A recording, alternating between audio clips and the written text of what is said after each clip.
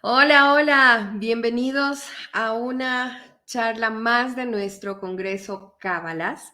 Mi nombre es Paulina León, soy angelóloga cabalista, soy escritora y soy life coach y estoy aquí como su anfitriona. Esta vez feliz de tener en este espacio a un maestro que yo aprecio mucho, del cual he recibido clases de forma directa y una de las personas que más me ha instruido precisamente en el tema de angelología cabalista. Él es Eyal Riess. Vamos a hablar sobre el origen del universo, de ese famoso concepto del Tzimtzum y de las almas. Quiero presentarles a Eyal. Él es el director del Centro Internacional de Sefat Kabbalah, es estudiante y maestro de espiritualidad judía. En la antigüedad, en la actualidad es un maravilloso maestro y es editor en sefatkabbalah.org. Es el director de esta escuela y su idioma materno es inglés, por lo tanto, esta conferencia va a ser trabajada entre los dos en el idioma inglés y ustedes van a tener los subtítulos aquí debajo. Así que bienvenidos. Voy a agregar a Eyal aquí. Welcome, dear Rabbi Shalom. Eyal. Shalom, shalom. Thank you very much for accepting our invitation to our first Congress Kabbalahs.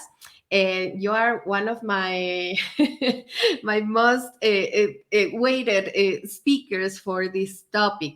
We are going to hear about your experience and your teachings about the Tzimtzum, the origin of the universe, and the soul. How do we connect with all this creation, all this universe? So thank you very much for joining us, and let's talk about it. Let's get into the topic.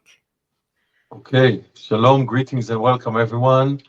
Thank you very much, Paulina, for inviting me to speak at Kabbalahs. I think it's a very important initiative, and I wish you and the audiences all the best in both the spiritual and material affairs, and mainly in the two together.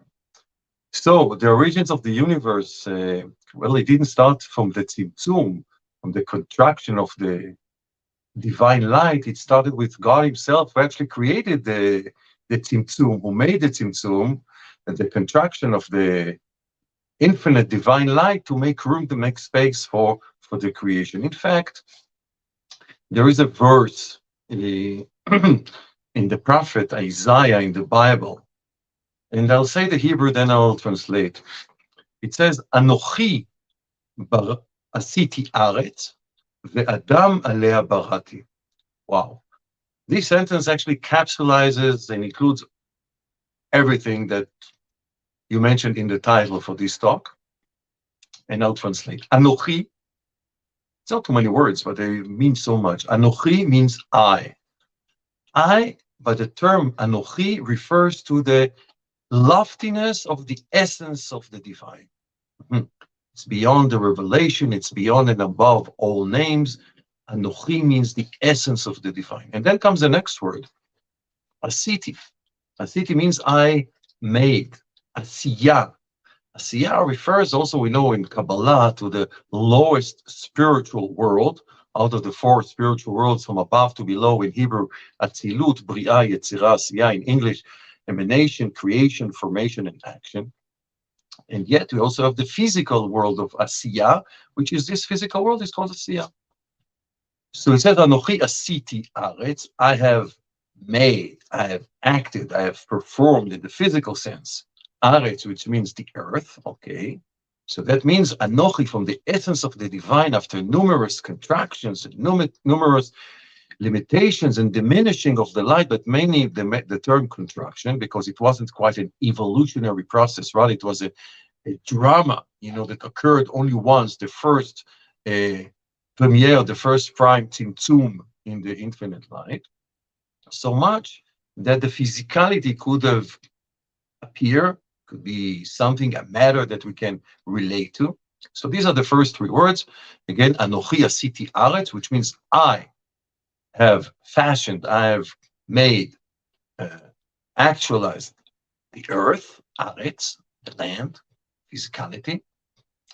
And the next three words, ve'adam alea barati, it means, and Adam, I have created, Adam, I've created humans on top of it. A very simple sentence, but every word is so meaningful. Adam, yes, is the human. Alea on top of it. Barati means I have created. The term creation, we should know, is a unique term to really to Hebrew, because again, in other languages we don't quite hear it. But the term creation in Hebrew, beri'ah, it means to bring something into existence out of absolute nothingness. It hasn't been there before, and all of a sudden it appears. Humans cannot do such a thing. Sometimes in English we say, oh, let's create something nice. So, well, in Hebrew you can't say such a thing. The creator is the one creator. It is explained that the word barati, I have created, in Hebrew, I have created. The last word of this verse in Isaiah, the last of the 6 words, barati. Our sages say barati, the word barati, the numerical value of this word in Hebrew, every Hebrew letter has a numerical value, is 613. Wow. So we know in Jewish tradition, 613 is the number of the precepts, number of the commandments of God, Jewish people.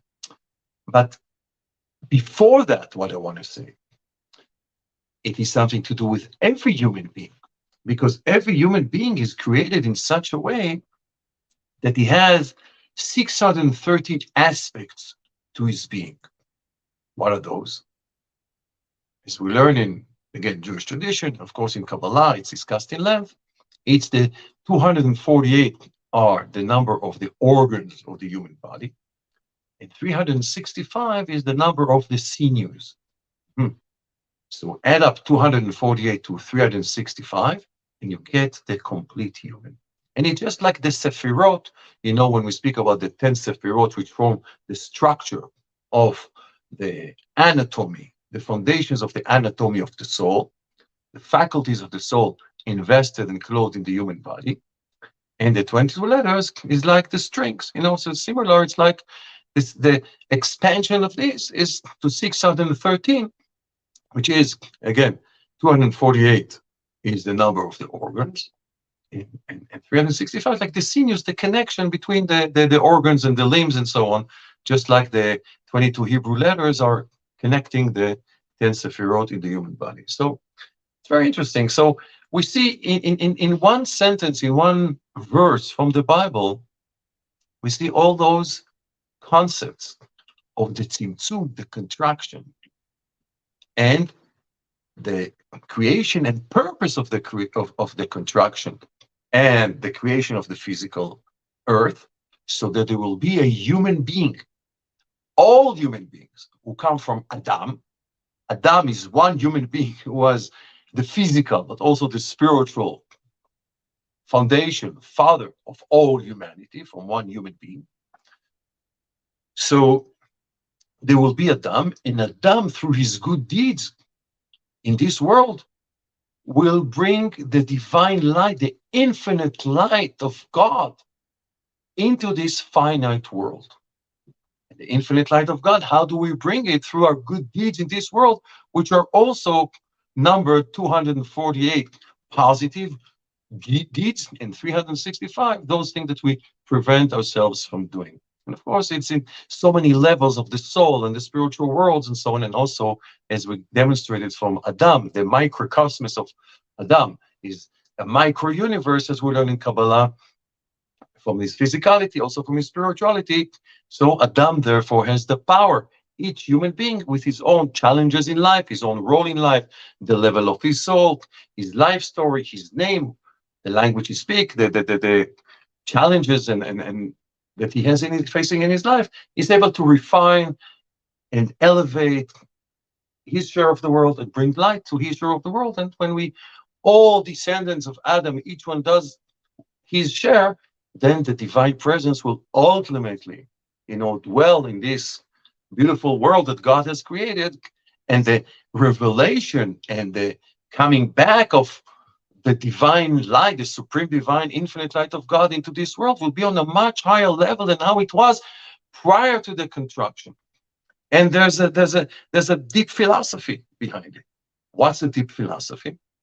The philosophy that God is teaching us, that every descent of light, of a situation, is only for the ascent for the elevation that will come after it, it won't be like to the same place and the same rank and the same level as before, but to a much higher level than how it was originally. So prior to the creation of the universe, as we learn in Kabbalah, the infinite blessed light of God was encompassing all of reality.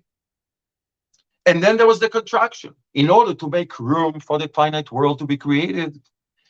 As we learn in the book Etz Chaim, the Tree of Life, El Arbol de la Vida from Tzfat, 16th century, which bring forth, teaches the paradigm of the Kabbalah that was introduced by the Holy Ari, Rabbi Isaac Luria of Tzfat, Rabbi Yitzchak Luria Ashkenazi, El Santo Ari de Tzfat, 16th century. So in the book Etz Chaim, we learn in details about this contraction and how it actually happened. So in short, in a nutshell, what Rabbi Chaim Vital, the student, the disciple of the Holy Ari, describes is how there was a contraction, which means that God, allegorically speaking, gathered into his essence all these lofty revelation titled the infinite light, because light means revelation, infinite light, no beginning and no end, in total infinity.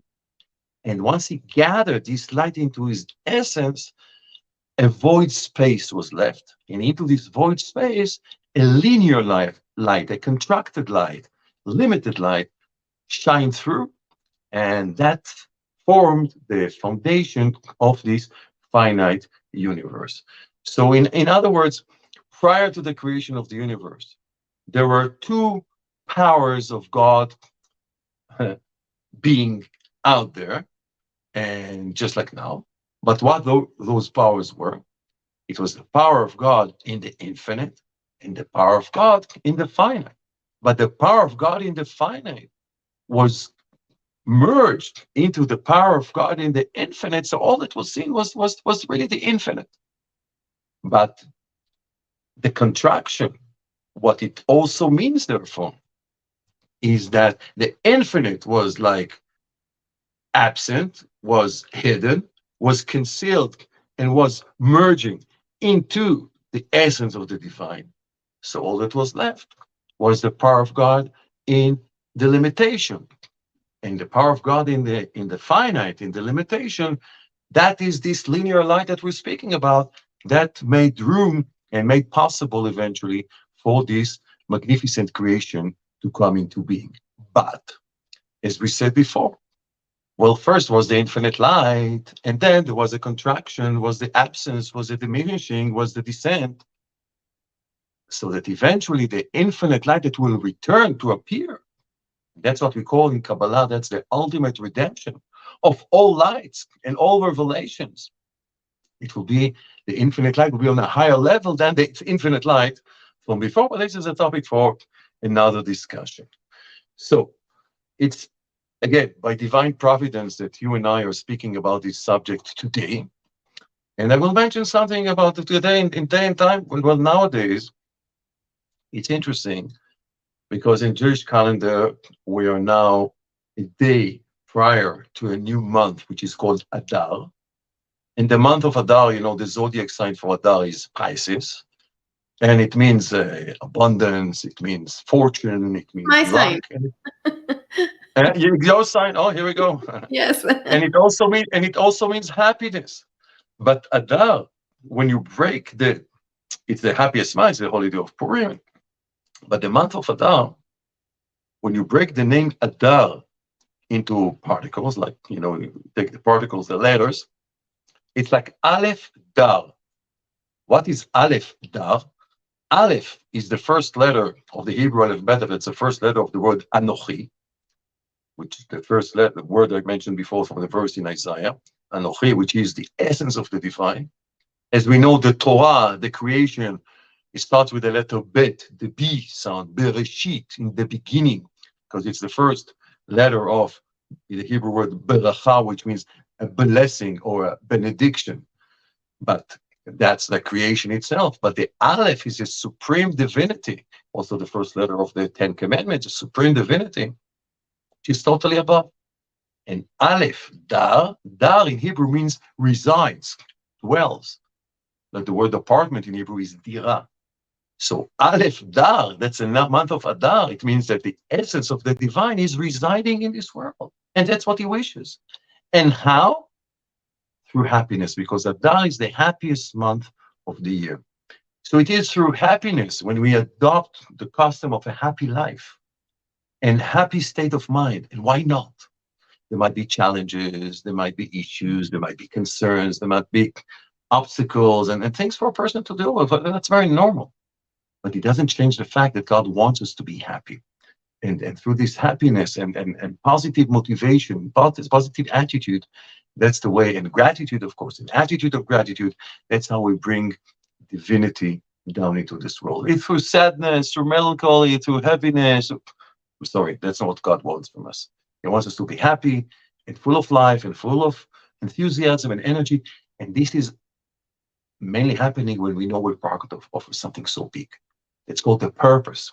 It's not just a philosophy, it's a reality. It's the purpose. We're here for a purpose. Our souls are, each soul is like a spark of the divine that God sends to this world.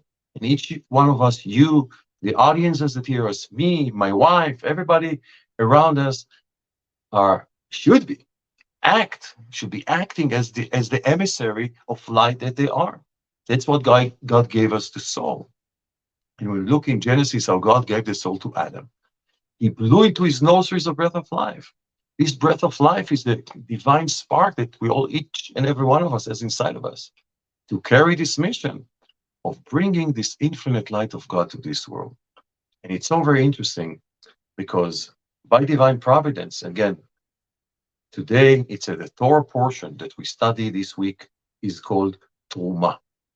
And in the weekly portion called Truma, it's so interesting because, again, I have more to mention the order and the soul of the weekly portions that we read every week, but they're so meaningful and so real. And so, again, it's a spiral process, but every time it's like you connect to a certain stage. So it was 2 weeks ago that we read about the 10 Commandments, as that I mentioned before, the 10 Commandments that have 620 letters to them. 620 letters, which are the 613 commandments that I mentioned before, but also the 7 Noahide laws to all humanity. So the 613 and the 7, that makes it 620 letters of the 10 commandments, which is what God wants from all of humanity, which is fantastic. And then a week later, which was last week, we read about the civil laws, that again, all the civil laws that for humanity is the source, which is in the divine revelation of Mount Sinai 3,335 years ago. But it's still so actual and relevant and speaks through our souls to the world. God bless. And this week, God is saying to us the following: after I gave you the Torah, after I gave you my essence, after this revelation, after the laws I gave you, now I wish to dwell among you.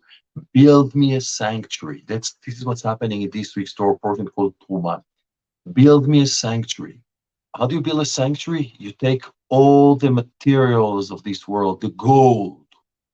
Gold is not just to have, beautiful jewelry and beautiful, things that the gold, the diamonds, the rubies, the silver, the copper, the curtains, the skin of the animal, the wood, the 15 ingredients, the 15 materials that were used to build a sanctuary. God wants a dwelling place in the physical world. And therefore he says, let them build me a sanctuary that I may dwell among them. Which means what? To build a sanctuary, to build a holy place of the dwelling of the divine presence in this physical world with the physical things that we have in this world. A person uses wealth, a person uses is the abundance that God provided him with. A person uses computer, his table, his microphone, his car, his money, his clothing, his smartphone, in whichever way that God grants you material, just elevate it, use it for good, for something good. Use everything you have, the spiritual, the material, to build a dwelling place for God. Your body, your skills, your talents, your emotive attributes, your intellect, your belongings in this world, your material affairs, one must, again, use to create a dwelling place for God. in this world. That's what God desired, dwelling place here. So it's all about how we act in this world. And this is how we elevate this world. And this is why this name of the weekly portion is called Truma. Truma in Hebrew means a donation, a contribution, but at the same time it also means an elevation, you know. And also one last thing that I want to mention that in that respect, I already said, but now I'll discuss it shortly. God is saying, hey, I want to dwell among you.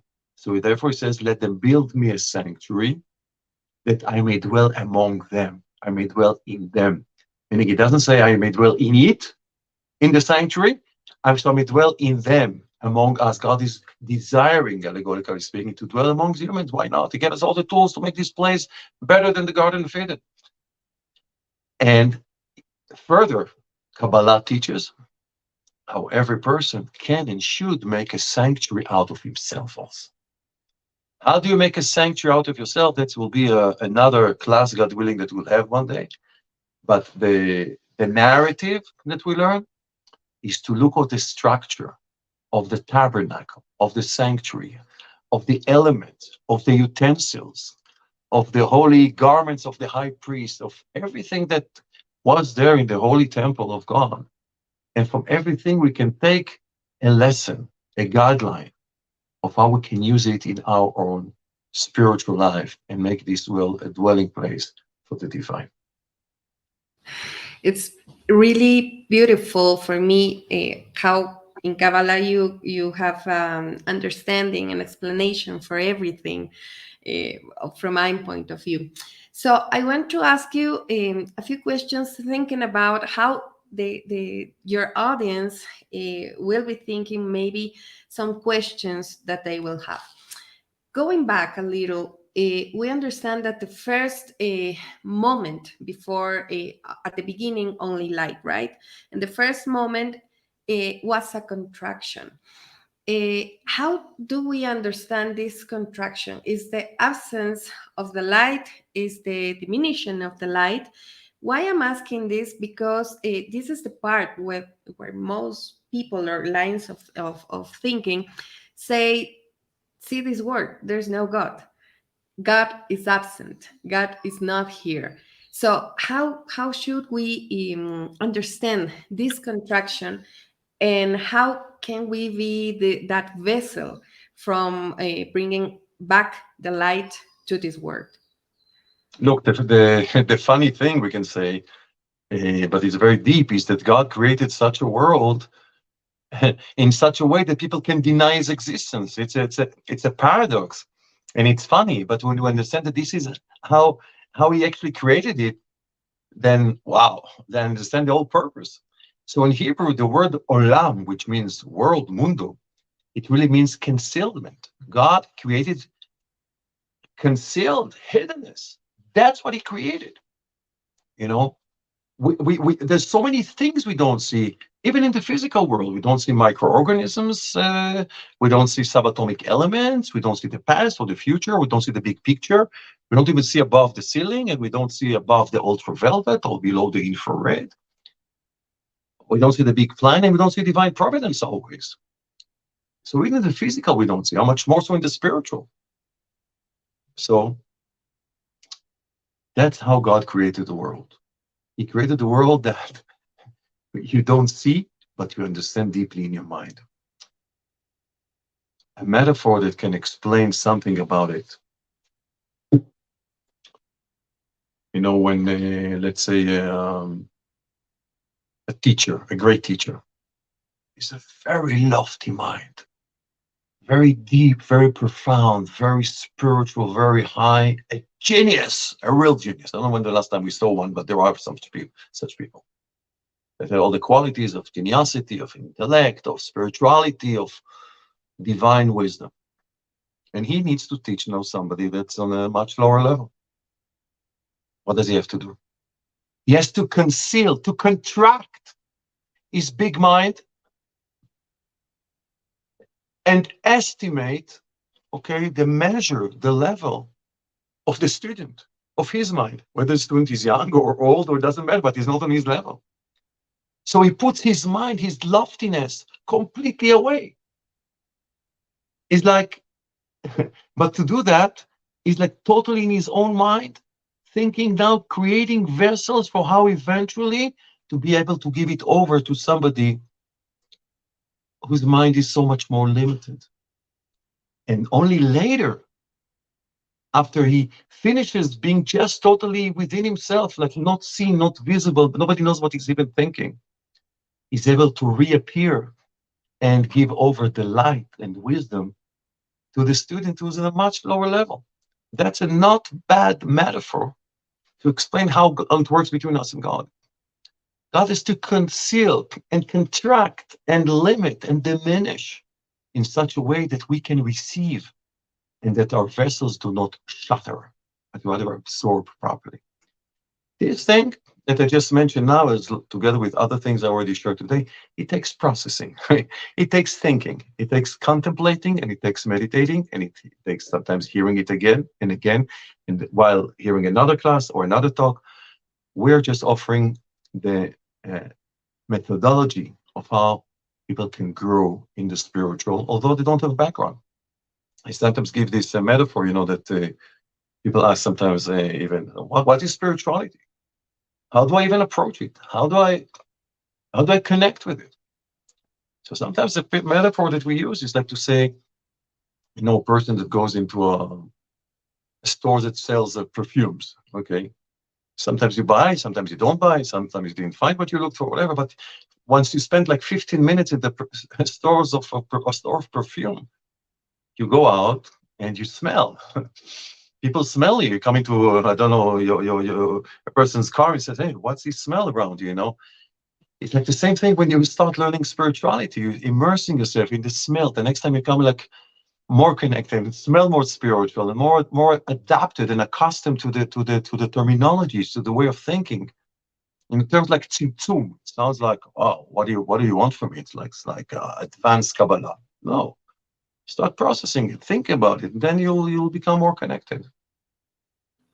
Beautifully explained. And this leads me to another question. It's a popular question, actually, from the people that says, I know I want to believe that this light, that this God wants me to be fulfilled, happy, healthy.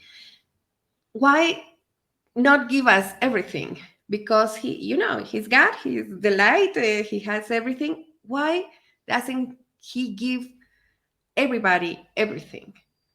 Oh, because God wants us to earn it. You know, in in Kabbalah, there's this term of it says shameful bread or bread of shame. Meaning, what's shame? Shame is when you're all the time giving, giving, giving, giving. A person is much more happy and feel accomplished and a sense of meaning when he earns things. I worked for it. The best things in life, in spirituality, I have to say, there are no shortcuts. A person really has to earn it and work hard.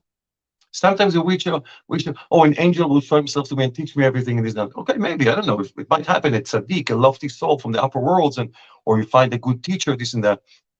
Great, but you have to earn it yourself. You have to work, and that's what God appreciates. And I tell you another thing: people sometimes are mistaking concepts, and maybe if I just say what I want to say now, it will clarify many, many things. When you read in Genesis, and this is the book of rules, this is like the manufacturer's guide. People have to remember this. Genesis, when God is telling us how he created Adam and what it was all about.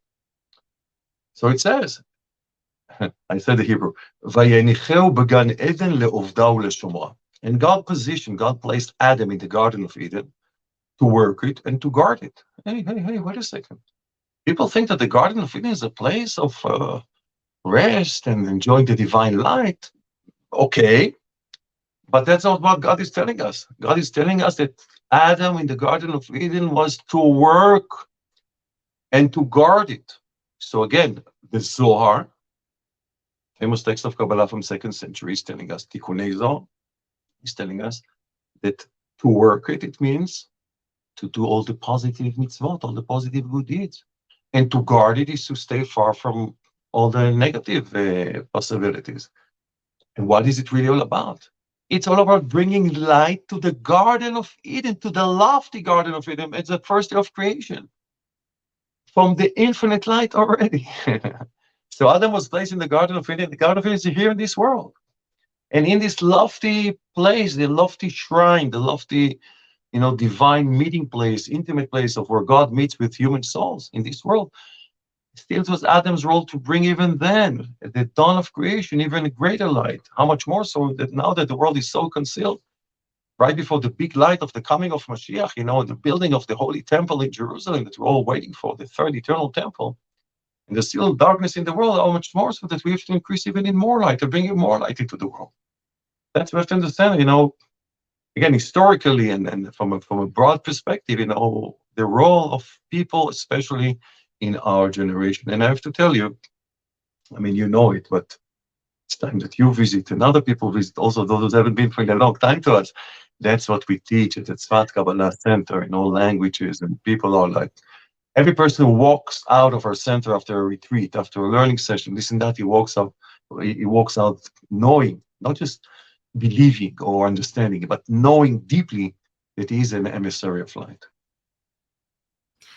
It's beautiful because with this explanation, I think we understand more how our role is as an individual soul to work with all the divinity, with all the souls around us. As you said very clearly, it's our job to bring this light into this void, to this space in that we cannot see the light of God, the light of divinity.